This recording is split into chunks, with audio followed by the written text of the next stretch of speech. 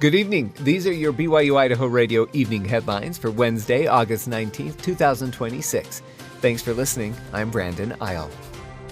The Bonneville County Sheriff's Office would like to warn the community about a scam that's specifically targeting the friends and family members of people who are currently incarcerated at the Bonneville County Jail.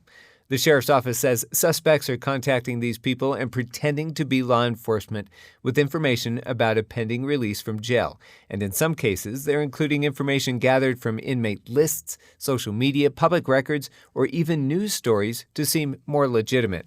The victims of this scam are told the only way the release process can be completed is to pay fees related to the posting of bond, probation, pretrial services, even release on an ankle monitor. Sergeant Brian Lovell with the Bonneville County Sheriff's Office says there are a few things to be on the lookout for if you receive a call of this nature. The biggest thing is if you get that unexpected call, you can easily call the courts, call the law enforcement agency, call our jail and verify whether or not that's a legitimate thing they're calling about. Some of the people that have been targeted are people that know someone that's in jail and know they're in custody, but they're unaware that there's some court proceeding or some release or something going on, and they haven't heard directly from that person. So if they haven't had a prior discussion or some prior knowledge about it, then typically that should be a red flag or something they should be suspicious about. Ultimately, the scammers want money or some sort of payment over the phone, and if they haven't had that discussion with a bail bondsman or been dealing with the person directly, they should be really suspicious of that before they pay any money or agree to anything or give any information over the phone. They will typically ask the person to get a money card or a green dot card or some sort of gift card from a retail store. That should be a huge red flag that it's a scam. Also, if they're asked to pay online through a link or through some form of cryptocurrency or cash application, they should consider that a big red flag as well, because the places that do take fees for some of those legitimate things don't take them in that form. If you're a victim of one of these scams, report it to your local law enforcement agency, as well as the FBI's Internet Crime Complaint Center at ic3.gov. Two Idaho middle school students just had an experience of a lifetime. They traveled to Boston, Massachusetts, where they participated in the Student Senate on AI policy at MIT. It was part of what was called the Day of AI, where students showcase their work across art, civics, invention, and live performance. But for James Cedarquist and Colton Larson, who were 7th and 8th graders at Boundary County Middle School in Bonners Ferry, where they learned about the opportunity, the weekend in July was all about crafting a policy to guide use of artificial intelligence in the classroom.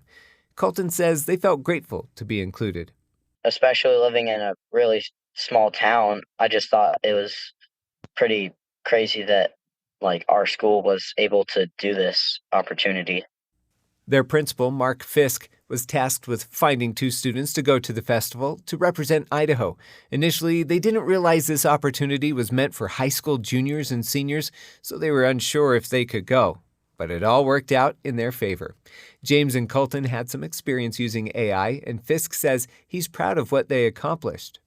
They wish that they could have spent more of their summer working in greater detail to iron out things like contradictions or work on this stuff.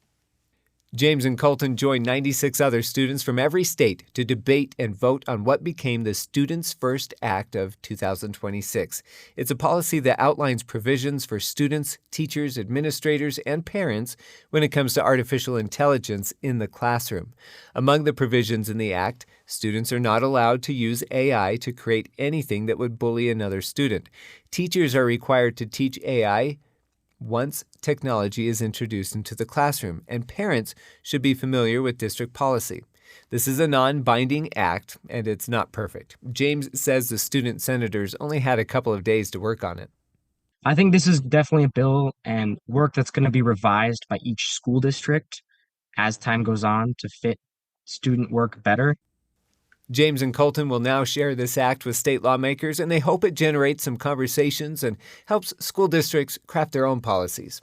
You can listen to my full interview with James and Colton and Principal Mark Fisk on our podcast feed. Just follow BYU-Idaho Radio on your favorite podcast app. Elder D. Todd Christofferson, the second counselor in the First Presidency of the Church of Jesus Christ of Latter-day Saints, will rededicate the San Diego, California temple. According to a news release from the church, this temple has been closed since 2023 for extensive renovations. Now that those renovations are completed, the rededication will happen this Sunday, August 23rd at 11 a.m.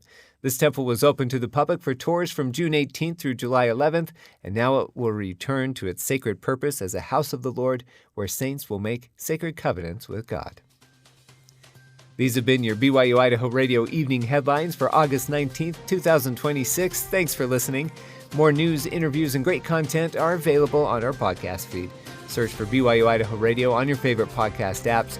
We're on YouTube, Spotify, Apple Music, and more. You can also ask your smart speakers to play KBYI 94.3 FM.